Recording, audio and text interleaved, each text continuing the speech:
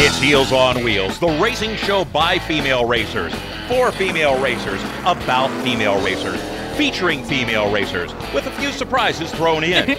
Heels on Wheels is brought to you by Renew Salon and Spa, Excelsior Racing, and Dragonflies and Nymphs Creation. And now, here are your hosts. Hey everyone, and thanks for joining us on the Heels on Wheels radio program brought to you by the Performance Motorsports Network. I'm your host, Taylor Hyatt, and of course, Krista Elisa's here with me.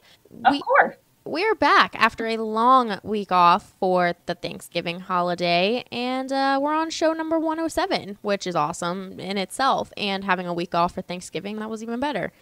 So, Krista, tell me, what were you thankful for this year? I was just thankful to be able to afford gas to New Jersey and back. Honestly, as bad as that sounds, I'm very thankful that, I saw my grandparents for the first time in almost a year. They lived very far away, a whopping 3 or so hours, but with our race schedule and everything, we don't get together. And, my grandpa's been having some problems, so I saw them and they were both happy, healthy, and in good spirits. And I think people just lose sight that holidays are about family. So. I agree. And How about you?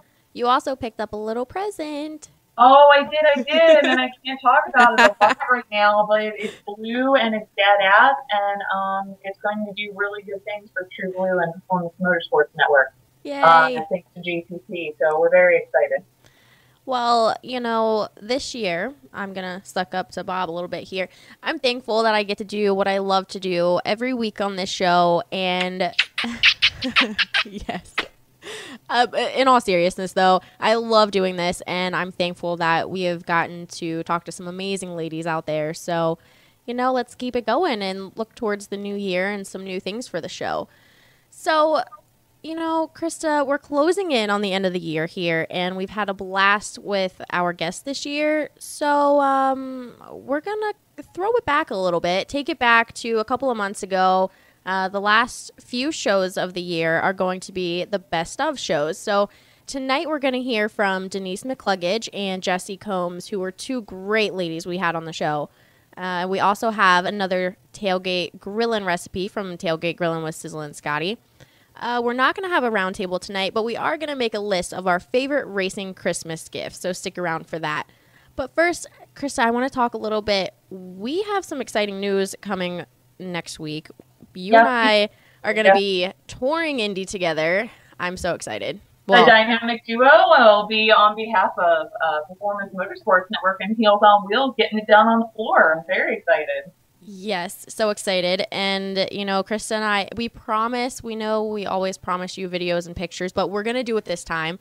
We really are. I promise. Charlie's going to be there to hold the camera the whole time, so look for some awesome stuff, I'm telling you. And this is Taylor's first time at PRI out there. Yay. So it's going to be good. We are going to, break her in right and pop my PRI cherry. Yeah. I was trying not to go that route, but yeah. Hey, I had to do it. I couldn't let that one go by. Our producer, Bob, has been telling us before the show that smile. Oh my gosh, he's dying. So, other than PRI, what kind of plans do you have for the off season, Krista? Well, what I've realized when you get into heads-up racing, you're racing an entire series, there really is no off-season or downtime. It just goes from one job to another. I think that a lot of racers trying to get serious don't realize that. It's gone from actually driving, being in the car, to now we are working on tearing down the new race car for next year. Constantly on the horn with sponsors for the upcoming season, and on the phone with my shop to get our schedules together, travel plans. The companies that want you to do a marketing for them, at the same time, like represent them.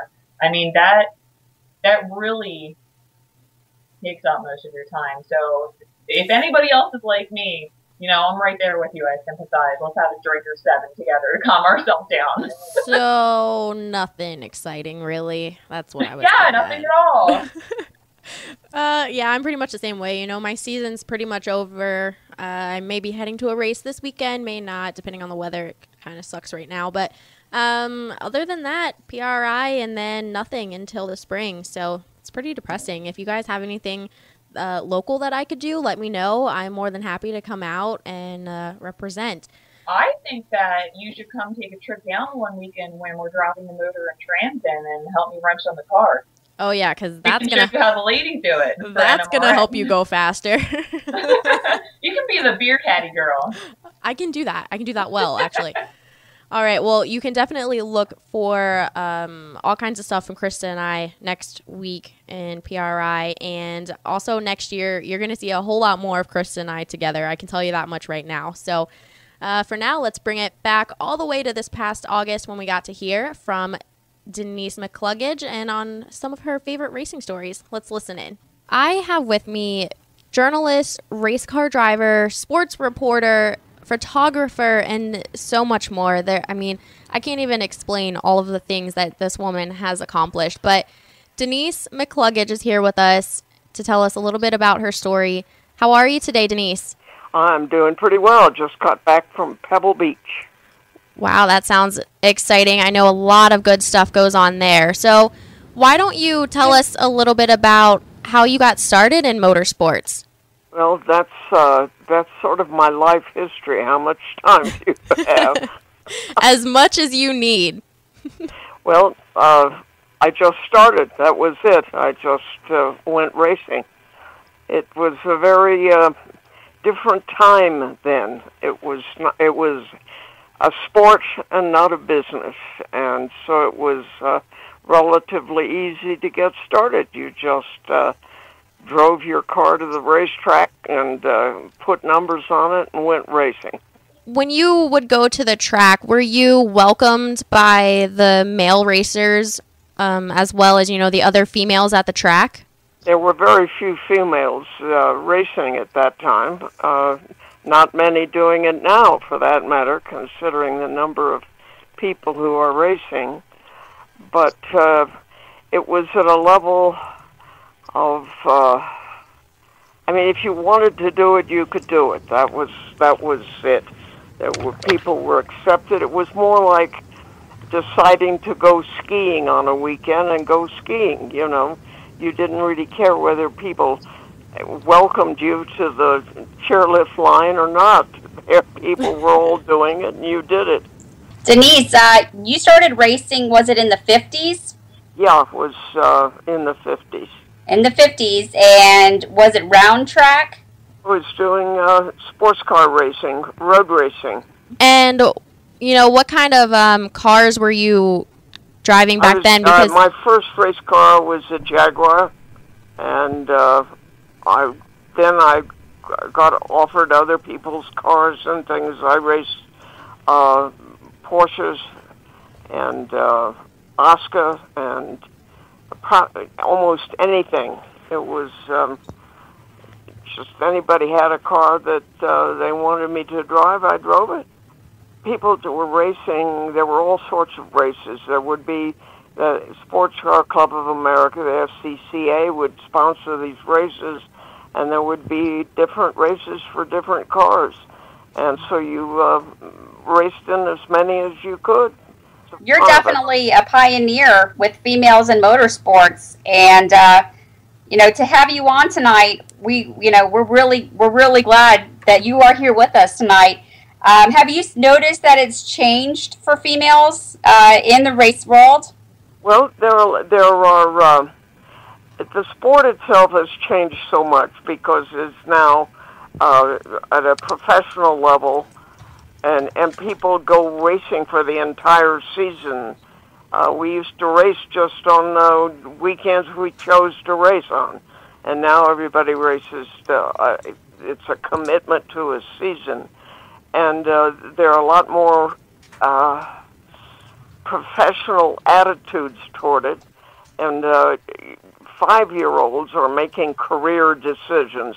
It's amazing because people starting very early, and there's a livelihood to be made out of it, and that just wasn't true before. You spent money doing it. You didn't get paid to do it, and it's changed a great deal. And one reason that it's changed for women is Lynn St. James, who has a program devoted to helping women in racing, and it's remarkable. It's wonderful. A lot of young women, young girls start racing early in races of all kinds, and it's from sprint races to sports cars to open wheel to whatever. And her program helps them. It's really terrific. It's organization, and that's something that didn't exist before. Denise, being a very big Mustang fan, what was it like being able to drive with Steve McQueen? Steve McQueen was a friend of mine. I met him in the village when we both had MGTCs, and so we had racing in cars as something that magnified our friendship. You know, we were car nuts. He was on his way to Hollywood then to become a big star, which was terrific. But he wasn't at that time. He was just a guy with a cream-colored TC. That's awesome that you had, these great relationships with people that we have come to know as kind of celebrities in the automotive world. I want to talk about your trademark accessory here, which was your white helmet with black dots. Can you tell us how you came up with that and why it was your trademark? With the polka dots? Yes. Well, I was racing in Nassau very early on, and there was a ladies' race, which they used to have to give the wives and girlfriends of drivers a chance to drive a race. And I had a car lent to me, a Porsche, the first race that was first heat of the ladies' race. And then I won that. And then the second heat came up a few races later. And for some reason, the guy didn't want to lend me his car for that race. So someone else did. And it was an Oscar, which is totally different from a Porsche. Engine in different places. I'd never driven either one of them for that matter, but I promptly went out and spun the thing because it was a front-engine car. It was different. And someone took a picture of it, ran in a magazine, and Jim Kimberly was the guy who lent me the Oscar, and they identified the driver of the car that had spun as Jim Kimberly, and I thought, that's not fair. It was me. I was driving it. So I decided to put polka dots on my helmet so I could get credit for my own mistakes. So I want to switch gears here real fast and ask you, what was it like transitioning into automotive journalism? What got you interested in that? Well, I was a journalist, and I happened to write about things that interested me or things that I did. And I did different things. I jumped out of airplanes, always with a parachute, mind you. I was no fool. But I wanted to know what these experiences were like, and I wanted to explain them to others. And that was my approach to writing about what I did. And it was just a thing I liked doing. And so I did a whole lot of different kind of things and wrote about them because I seemed to have a knack for explaining what it was like, and people enjoyed that. So that carried over. I was sort of their, surrogate, I guess. How do you think that the growth of automotive media and journalism has changed to current day racing? What are the biggest things that you see that are different? Well, there's so many of them, so many automotive journalists. In the days when I was writing about even Formula One, there were a handful of journalists. So we knew all of the drivers very well. There weren't press conferences because you just had dinner with the drivers, and that's how you got the information, or you talked to them in the pits. There were so, I don't know, it just was simpler. And now there are a lot of journalists who write about racing who don't know the drivers. That's astonishing to me. But, I mean, they know who they are, and they maybe even know to speak to them, but they don't really know them. And so it was in a simpler time. There was, I don't know how to explain it other than there were fewer of everything, so it was easier to get around. Well, you're absolutely right. Journalism was a lot more personal back then, and today anybody can just throw anything up and call it news. So, you know, I'm very glad that we have you here, because tonight on our roundtable, we're going to be talking about something, and I think you'll be able to give us some really good insights about, and it's pretty much about trackside manner for women racers. What do you think a woman should act like if she is into racing? Should she be ladylike? Is it possible to even be ladylike, or should she just be who she is, even if, you know, whether it offends people or not? About women driving today, or any time, but particularly getting into racing, there are easier paths into it now as far as becoming a professional are concerned. And as I mentioned, Lynn St. James's program is one of the best. And I would suggest if women are interested in creating a career for themselves in racing, they don't necessarily have to drive. There are a lot of other things and there are women who are engineers, women who are crew chiefs, things like that. And being a professional and having a career in motor racing is quite possible today, because these jobs are available to people who are qualified. And if women want to do them, then they should make sure that they are qualified. They can study courses in school, in colleges and so forth, and in special study groups they have, and learn about these things and get involved in racing. So do you think that a woman that, you know, dresses up nice when she goes to the track and, you know, wears a lot of makeup and stuff like that, do you think that makes her look like not as good of a racer at the track in front of all the other male drivers? Or do you think it just really doesn't matter what you look like as long as you get in the car and race? I have no idea, because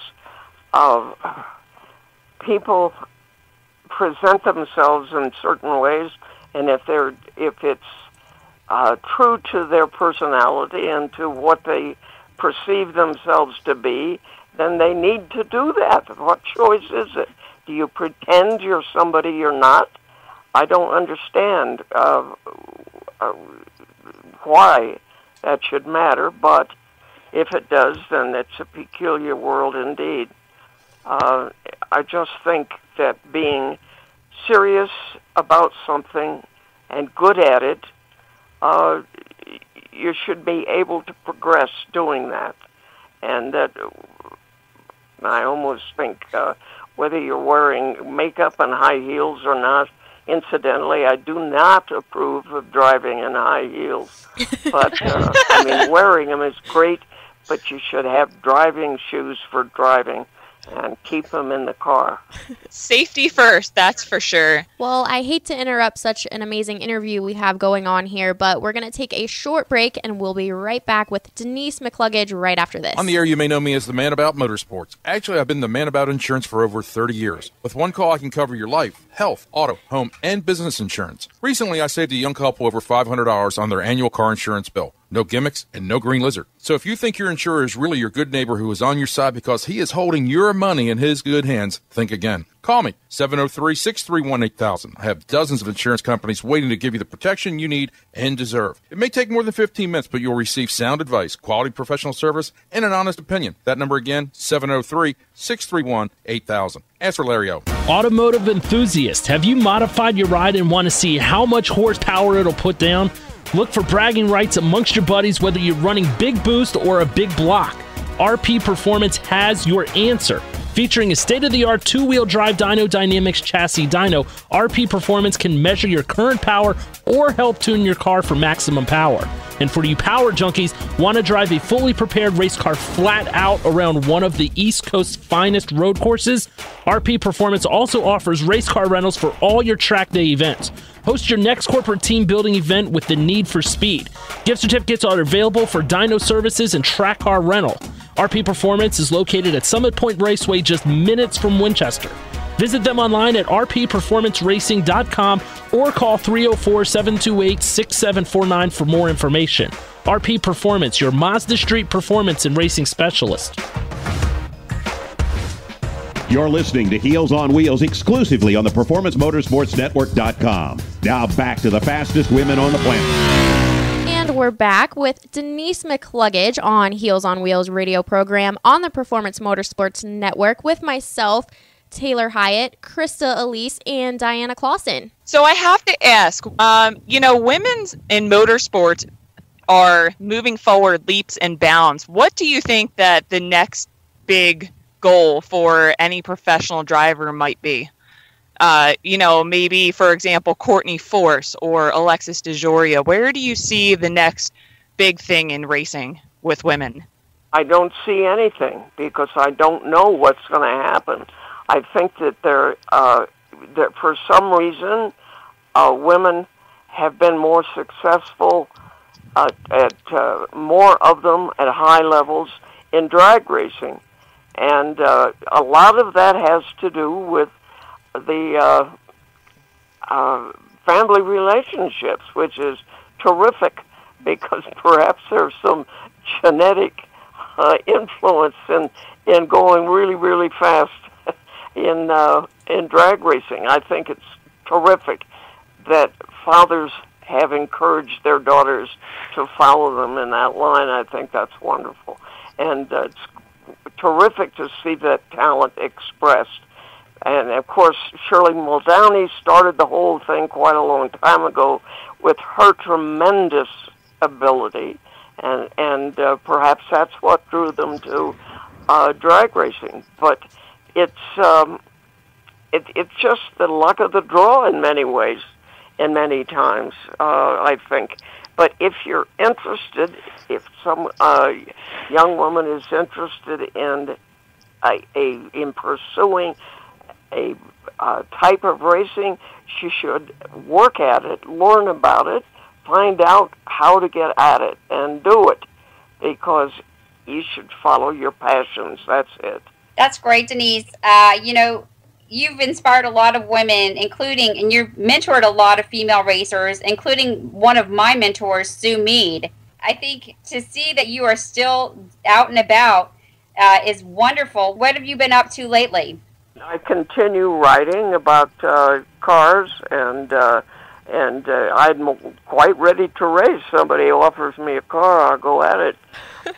But I'm also involved in publishing some more of my books in as digital books for the Kindle, as well as print-on-demand books, and some of my older books, and including a ski book. And then we're doing, it's called Full Court Press, and we're doing, we did a book by Lou Bracken about his friend Jimmy Dean. And so it's a delightful book called My Friend Jimmy, and or Jimmy and Me, I think we finally ended up calling it. And that's available now on Kindle, about James Dean's racing career and James Dean as a human being. And got a book that Sterling Moss wrote some years ago with Ken Purdy called All But My Life. And that'll be on the Kindle within probably 2 weeks and on Amazon as an ebook. And then my book by Brooks, Too Broad for Leaping, converting that to digital. And I've got 2 new books that I've collections of my columns and articles. And I'm still writing. Got to earn a living, so still at it. So my grandfather actually got to meet you at a Mini Cooper convention in D.C. many, many years ago, and he had an autographed copy of your book, Brooks Too Wide for Leaping, and I haven't had the chance to read it yet, but I'm looking forward to it. Can you give us a little bit of information about what that book is about? It's a collection of my columns and observations about racing and driving, and it's there. Read it. That's the only way you can tell what it's about, really. And the others will be similar to that, in that they are collections. People keep saying, "When are you going to do an autobiography?" And I just tell them I don't do fiction. That's awesome. So I think Diana has a question for you here, and she wants to know, how many countries have you raced in, and what kind of awards have you won? Oh gosh, I don't know. More than I deserve, I'm sure. I've got a lot of stuff, and it's all very nice, but the doing of the thing is, that's what I enjoy. The awards came afterwards, and that's very, very good to be recognized, but the doing is what counts. Speaking of doing, if there's one thing that you have wanted to do and have not gotten the opportunity yet, what would it be? I'd like to learn 3 languages and learn how to carry a tune. Dozens of things. I don't think I started learning Chinese, but there's not that much time left. And I don't think I'll get through all of Dickens, but I reread a lot of Dickens. That's what I like. Charles Dickens, I like a lot. And I'm reading mostly, I'm going through now Cormac McCarthy, who I think is the greatest writer right now that I can think of. So I'm reading all of that he's written, and it so happens he lives in Santa Fe, and I even met him. So that's kind of nice. So I want to kind of change directions here, because I think every person involved in motorsports comes from some other type of background, and a lot of our women we have on the show have played other sports or done other types of physical activity. And you, by the looks of it, were a very avid skier in your day. Can you tell us about that? Physical activity, alas, is we're not very well designed to last, and my joints are giving out. I have somebody else's hip, or at least some metal pieces that are in one hip. The next hip is going to be done in October, and I have knee parts that in a X-ray they look like they were found on the battleground of a Civil War battle or something. But anyway, I'm trying to do something about the things that are breaking down. It's pretty damn disgusting, and I'll tell you, old age sucks. I advise against it. You have accomplished a lot, and you have taught me something that often I think racers lose sight of, is that, winning is well and fine, and it's the name of the game, but it's actually the doing things that, make the most difference and mean the most at the end of the day. Yeah, well, don't get me wrong, winning is keen, but that's not all of it. it's fun. I thought for a long time just participating, that's what counts. And then I started winning. I said, hey, wait a minute, this does add a whole different dimension. But nonetheless, I like doing stuff, trying it. I wrote a ski book as well as other books, the books on driving and racing. And I am also now teaching driving, which is kind of amusing. I do workshops on centered driving. My ski book was called The Centered Skiing, The Centered Skier, and I like applying stuff I've learned from Daiji and studying Chinese and martial arts and Far Eastern philosophy to centering and doing athletic things or anything. There's something in that helps, and that's kind of fun to get people to discover things in themselves that they didn't realize were there. So I think it's wonderful that you're still so involved in the motorsports world after, being in it for so long, and you still love what you do. Can you tell us what you were doing this past weekend at Pebble Beach? I'm a judge at Pebble Beach at the Concours d'Elegance. I've been a judge there for about 22 years, I guess, and I judged at Amelia Island and at our wonderful Concorso here in Santa Fe, the Santa Fe Concorso, which will have our 5th year the last Sunday of September, and it's a charming, wonderful, delightful weekend of terrific cars and not a whole lot of crowds and craziness. You can get around, and which is nice.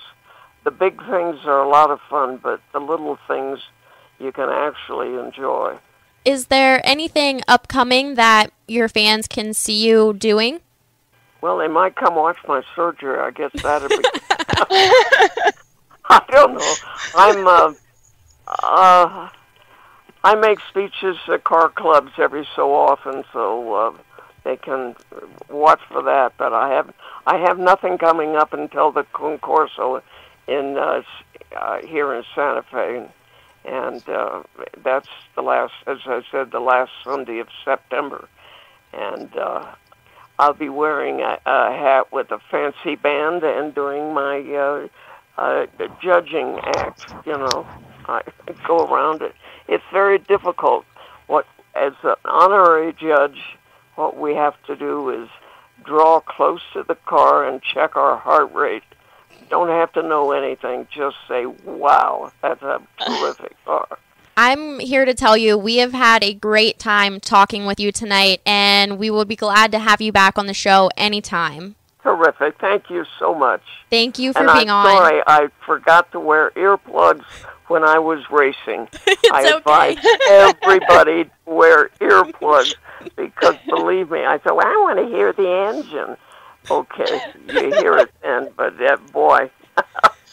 Anyway, it's great talking to you. Appreciate it. Thank you so much. This has been Taylor Hyatt, Krista Elise, and Diana Clausen here with Denise McCluggage. We'll be right back after a short break. Hi, this is Jens Scott from Summit Point Kart in Summit Point, West Virginia. If you're looking for a real racing experience on a real racetrack, come out to Summit Point Kart this weekend. For as little as $25, you can get your racing career started. New this year, Summit Point Kart offers the RX 250 capable of over 75 miles an hour. We're open every Friday from 5 p.m. till 9 p.m., Saturday from noon till 10 p.m., and Sunday from noon till 9 p.m. For more information, go to our website, summitpointkartwithak.com, or you can call us at 304-725-5270. Summit Point Kart, your East Coast karting center. Now it's time to shift gears. Here's Leonard from Cotman. All shook up. More after this. Car problems? You can trust your local Cotman man. Cotman has a 40-year history as a leader in car repair and making happy, satisfied customers. Whatever's wrong with your car, SUV, or truck, Cotman will check it out free using state-of-the-art diagnostic equipment. Don't take chances with your car. Bring it to Cotman and let your local Cotman man show you why they are America's transmission and total auto care experts. Visit Cotman.com to download money-saving coupons. Cotman. Real service, real fast. You ever notice when you're driving on the highway, after a high rate of speed, you just barely touch the brakes and the whole front of the car starts to shake? It doesn't necessarily mean that your front end is out of alignment. Cotman Transmission's Total Car Care also can inspect your brakes, your front end, and your wheel bearings. Cotman Transmissions in Manassas, Virginia offers a free 21-point check. It consists of road testing your vehicle, a thorough visual inspection, and an electronic scan of the computer system. This goes a long way. Come see us. See Leonard and the fine folks at Cotman of Manassas, 9113 Mathis Avenue in Manassas. Give them a call at 703-365-7200. You got it locked to Heels on Wheels, the PerformanceMotorsportsNetwork.com, a member of the Scorpion Radio Group. Now back to the women wearing the driver's suits. And we're back with the Heels on Wheels radio program on the Performance Motorsports Network. And with us is the host of All Girls Garage, Jessi Combs. How are you?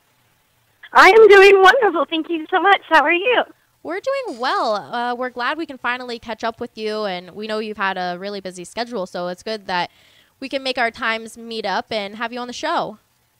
Yeah, it's been definitely crazy. I know, like, my travel schedule's changed a couple times, and then I got into my accident last week, so it's just been chaos in my life. Yeah, we're glad to hear that everything is okay after your accident, and send you get well soon messages, that's for sure. So why don't you start by telling us a little bit about yourself and kind of your background in the motorsports and racing industry? Well, I guess you could say that my whole life I've kind of had a love affair with cars and the way they look, the way they run, most importantly, how fast they go. And so at one point in my life, I decided that I wanted to live my life in the automotive field. So I got a degree in custom automotive fabrication. I went to WyoTech, became a top student there, and graduated with honors, Dean's List, so on and so forth. And because of those achievements, I went on to host a television show called Extreme 4x4 on the Spike Channel. So for 4 years, I hosted that show, teaching millions of people how to build off-road vehicles. And then after that, I was kind of, well, I guess I could say at the end of that, I broke my back. So I ended up leaving that show and was a guest fabricator on multiple different television shows until I landed Mythbusters and filled in for Carrie's maternity leave. And then after that, I basically am now hosting 2 television shows. One of them is called All Girls Garage on the Velocity channel, and another one is called The List, 1,001 Car Things to Do Before You Die, and that's online on AOL.com, so you can watch that show anytime you want. So you ended up in the automotive industry, but, things could have gone very differently for you. Is it true that you almost went to school for interior design? Yeah, I got a Florida scholarship when I graduated high school. When I was younger, I wanted to be an architect, and then I realized how much school they wanted to go to, which was like 12 years. And as good of a student as I am, that was just too long for me to be sitting in a classroom. So I changed it to interior design, and I ended up doing really well and got that Florida scholarship. But I think now with the skill sets that I have, it's something that I can actually go back into and be able to have a better understanding of design, engineering, even when it comes down to furniture. It doesn't always have to be structures and so on and so forth. It could be furniture and the creativity and the way that we can shape things and make things actually work. I think that skill set is it's a very broad spectrum of how you can actually put it into play. And it's interesting that you were able to make that transition because you kind of get to incorporate your love of architecture and building into the automotive industry through things like learning metal tolerances, for example, and different metallurgic properties, and you get to apply that to your love of motorsports. Absolutely. I mean, who knew? But I think it's a really great testament that even when, because a lot of kids when they come out of high school, they have no idea what they want to do. And granted, I took 5 years off before I figured out, okay, I really want to go into the automotive field. But it's a good way to show them that it's okay for them to change their mind, and it's okay for them to kind of shape and mold to a point where they're going to be happy and they can have a future that's going to be, not just lucrative, but something that's going to be able to keep them occupied in multiple different forms and fashions. You're also still using all of that design degree that you have to build your own line of women's weld gear, which I think is awesome because I think we can all tell that women are not built like men, and women that want to get into the field need somewhere to buy things and to get the materials that they need to do their job. So tell us a little bit about your women's weld gear. Well, yeah, I mean, obviously we're shaped differently. Most of us have chests that are much bigger than men's and bellies that are smaller than men's. But we have shorter sleeves and we have an hourglass shape and we have narrower shoulders. So the jackets that I made with them cater to exactly those, because I don't know how many times I've had a welding jacket and literally my sleeves are past my arms, which to me I think is more of a safety hazard than it is an actual helpful thing. Gloves, their hands are so much tinier than your average male, so being able to have gloves, there's like mid gloves where I can actually grab my torch and I have dexterity to go along with it. I've never had that happen before in my life. There's just pretty much one size fits all, and now there's actually gloves out there where even little girls can weld. So I make them so kids can weld, because I think that one of the biggest things is teaching kids how to weld, because you get them excited at a young age. Then it kind of just spawns them into being welders for the rest of their lives. So, I mean, I can't tell you how many 8, 9, and 10-year-olds that I've taught to weld, boys and girls, and they just absolutely love it. But the fact that they have gloves that fit their hands is pretty rad. And then welding helmets. Granted, there's some welding helmets out there for chicks that are, pink and blingy and that kind of stuff, but I'm not one of those girls. Pink is definitely not my favorite color in the spectrum. So to cater to those women that are still pretty hardcore but love doing what we do, but at the end of the day are still girls, so to give them feminine graphics and inspiring graphics is something that, wants to inspire them to weld even more and know that they're not the only ones out there, that there's a whole team of people supporting each other. I think that's really important. So my helmets, my jackets, my gloves, I'm super proud of them. Yeah. I just have to interject here because Taylor and I talk constantly about how they need to make racing gear that fits women better and not in pink. Yes. Pink's just not our thing. Well, what's really funny is that's a project that I'm working on right now. I actually just got my sample suit back not too long ago, and I'm pretty excited about it. I want to tell you more about it, but it's specifically racing suits made just for women, without the pink, without the purple, without the snazzy stuff. But it's legitimate racing suits. It's using Carbon X fibers, so it's it's better protection than you can find in your Nomex suits, lighter weight, and they're pretty sophisticated. So I'm really excited about that. But that's all I can tell you until we fully launch them. But I can guarantee you that I'm offering a female race suit that I think every woman who gets in the driver's seat or even in the co-pilot seat is going to be really, really happy with. That is amazing. I'm super excited about that. I'm so glad that someone is taking the initiative to do that and work on that for all of the women in racing. So yeah, thank you. I want to move on just a little bit. Well, maybe go backwards a little. You graduated from WyoTech and you're still working with them. And I think it's great that you're supporting the place that kind of started your whole career. Can you tell us what you're doing with WyoTech? Well, education is definitely the way of our future. And if it weren't for WyoTech, I wouldn't have been able to hone in on these skills. And not just the hard skills, but the soft skills, too. I think, I was raised pretty well where I understand it, but I didn't understand the way that other people worked and that, certain things aren't as important to them as they are to me or to certain other people. And so to be able to learn that professionalism and how to work with other people and team playing and showing up on time and how important that really is, and being able to stress those issues to the students nowadays, because I can share with them my experience of everything that I accomplished when I went to school. Because, I didn't just go to school, show up, and leave. Like, I went to school and I was shop leader, class leader, president of the Student Advisory Council, Dean's List, National Vocational Technical Honor Society, graduated with honors. I mean, the list goes on and on and on.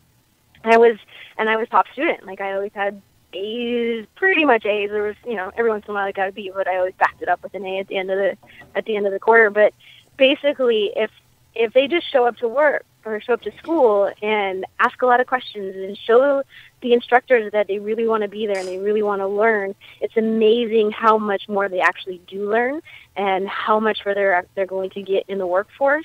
And I think that's really important because a lot of kids just nowadays, the education system is so different. You pretty much get a slap on the hand. Nobody's failing. Everybody gets a blue ribbon kind of a deal. And that's not the way it is in the real world. You don't show up for work, you're not going to have a job.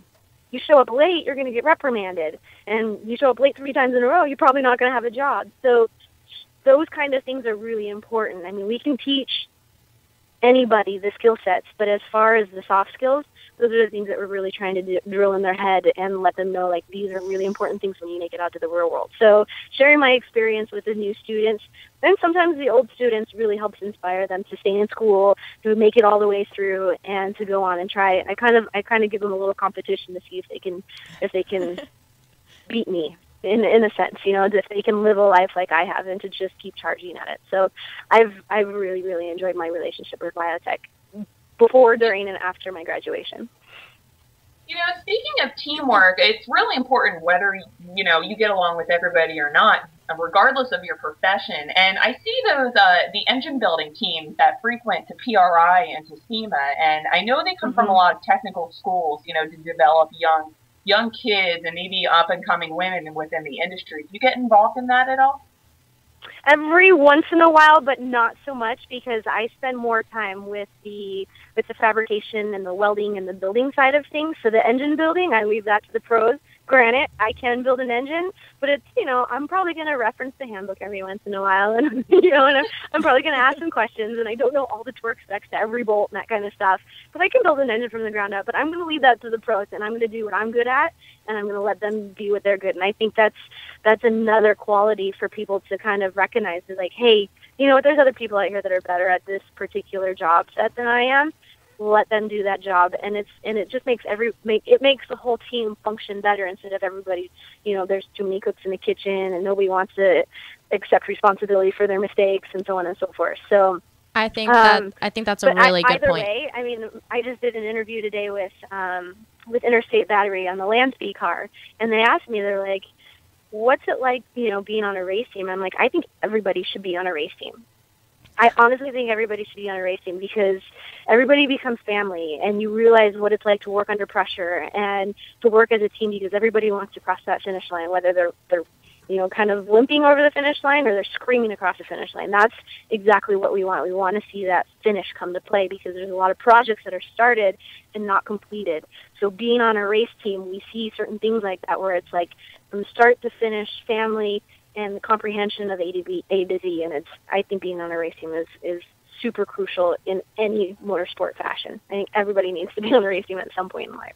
So unfortunately, we haven't even got to touch on your racing career yet, but I do want to give you a couple of seconds here before we go to mention any sponsors you're working with or anyone you would like to mention, and also where our fans and your fans mostly can follow you on social media and the web. Okay, so basically you can go to jessicombs.com. That's a good starting point. From there, you can click on my Facebook, my Instagram. My Instagram and my Twitter is the Jessi Combs. My Facebook, I think, is /Jessi Combs Official. But basically, I give a lot of respect to the companies that I've worked with, like Warren Winches. I've been working with them for 6 years. They've been an amazing company to work with. I've been a brand representative with Lincoln Electric. Biotech, and also now CRC, which is a company that makes brake clean. We're starting a really fun campaign with them, so I'm really looking forward to that. And when it comes to racing, I mean, I can't even begin to tell you the people that have really been able to just believe in me and put their faith in me and allow me to go out and achieve all of these championships and these land speed records. And I mean, the North American Eagle, I worship them. I'm so honored to be a part of their team. They're full of engineers and airplane mechanics, and here, they've worked 15 years of volunteer years, and I'm the one who gets to pilot the car and make records. And then there's Falcon Tire that really believed in me and kind of took a chance with me and let me race this year, and I'm going to be winning the championship in Ultra 4 for the spec class, which is kind of a big deal, because before nobody ever really wanted to put me in the driver's seat. Being a girl, it's really not that easy, and so sometimes you just have to be persistent and never give up and show people that you got what it takes, and you're going to become home with championship trophies. So there's that. And there's other companies when it comes to, like Total Chaos. They put me in desert cars with some of the best chicks on the planet. I mean, the list goes on and on and on and on. But I know I'm missing 100 people, but I've just lived such an amazing life, and just to never give up and keep going, and people are really going to start latching onto that. That's the best quality that I think I possess, is that I'm literally like, I never give up. Well, you definitely have a great attitude about everything, and you make a lot of good points, and I wish we had more time with you. But we will have you on the show again, I'm sure of it, and we'll be talking to you soon. Thank you so much for being on with us today. I certainly hope so. Thank you so much for your time, ladies. I appreciate it. Thank you. This has been Taylor Hyatt and Krista Elise with Jessi Combs. We'll be right back after a short break. How would you like to win a brand new Corvette? Larry O's got all the details. In the Pits Media is proud to present its newest partner, WinYourNewCar.com. That's right, you now can enter the #1 American Dream Car Contest giveaway at WinYourNewCar.com. Complete the puzzle the fastest and win a new Corvette tax-free, delivered to your door. Come on, stop dreaming, start driving with WinYourNewCar.com. Here's an important message from RAD and this station. No words exchange, no time to exchange when all the little answer marching. Hello, this is Dave from the Dave Matthews Band for RAD. When you go out and party, get drunk, then drive, you're not only loaded, you're a loaded weapon. When you celebrate, designate. Choose a designated driver. Remember, music lives and so should you. What would you say? Girl power comes to your radio. It's Heels on Wheels on the PerformanceMotorsportsNetwork.com. And we're back with Heels on Wheels, and this is the time of the show where we get to hear a brand new recipe from Tailgate Grillin' with Sizzlin' Scotty, and it's bound to be a good one. Let's see what he's got grilling for us this week. Thanks, Taylor, so much. And yes, this is Sizzlin' Scotty, and boy, do I have a sizzling recipe for you all this week. And this is actually something that was made right on the blacktop at the Buffalo Bills game this past weekend, and I'm telling you, people absolutely loved it. Now, you've always heard, or maybe you've had, a bacon-wrapped jalapeno, and those are good. They're wrapped with cream cheese, they're wrapped with other kind of cheeses. Well, I took the ordinary bacon-wrapped jalapeno and kicked it up so far through the roof, it set the roof on fire, and everybody enjoyed them. And this is a take on it, and these are bacon wrapped red chilies. And you can get a red chili, same place you get your jalapenos in the vegetable aisle, your local grocery store. And so we'll run through this and give you this awesome recipe. We're going to use 2 packages of cream cheese, and we're going to let those come to room temperature, so we're going to be able to mix those up and use them. We're going to use 4 cloves of chopped garlic, and we're going to really mince it up very fine. We're going to take a 1/4 cup of finely chopped sun-dried tomatoes, and we're going to take 8 to 10 basil leaves. We're going to chop those up nice and fine. Salt and pepper, I used 36 red chilies, and these were a little bit smaller than a jalapeno, but still perfectly handheld size. We're going to take 36 slices of bacon, and we're going to use some toothpicks. And we're going to put this all together, and this is what we're going to do. We're going to take the cream cheese, the garlic, the sun-dried tomatoes, the basil, and some salt and pepper to taste. And we're going to mix that mixture up until it's soft and really manageable. Mix that right up and get that all nice. And then what we're going to do is, and this is really going to save all our listeners out there a lot of potential problems and hot peppers are hot peppers. What we're going to do to prepare these peppers is we're going to slice them lengthwise. And then we're going to actually take the top of the pepper and we're going to give it a little incision along the top. So you've actually made a T down the length of the pepper. And what we're going to do after that is we're going to clear out all the seeds and all the white that's in there. And that's where the majority of our heat comes from when we're talking about a hot pepper. Now, I'm going to give all our listeners a piece of advice. Please use rubber gloves while you're cleaning these out. And firsthand, I was about 5 peppers into preparing these, and I happened to take one of my fingers and just itch the side of my face, not getting close to my eye, but just the side of my face, and my skin burned from that oil and that capsaicin, which is what gives our hot peppers that taste. So I immediately grabbed some gloves and went on from there. What you're going to do then is you're going to get all those seeds, get them all laid out. And then what you're going to do is you're going to take a Ziploc bag and you're going to put all that filling into the Ziploc bag.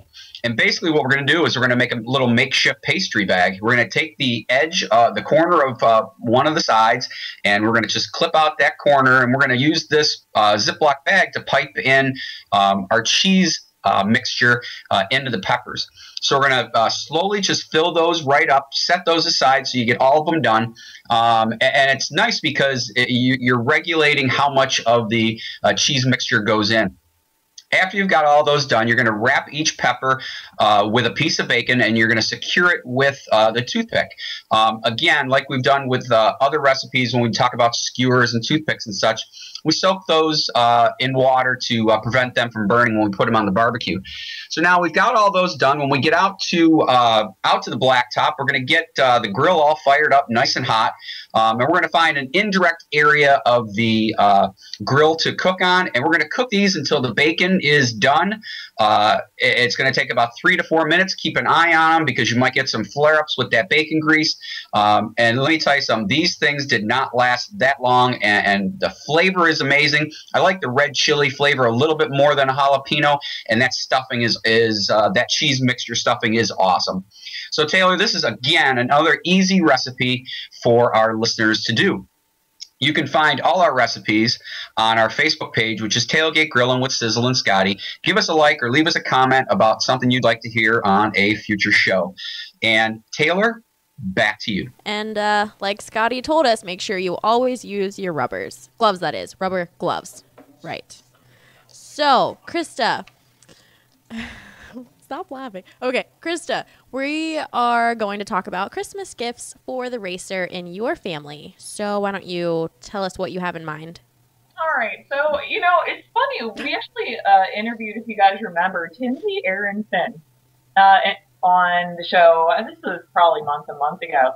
But one thing that sticks in mind for racers, girls and guys alike who want a race-related gift that isn't expensive is Clutch Girl gear.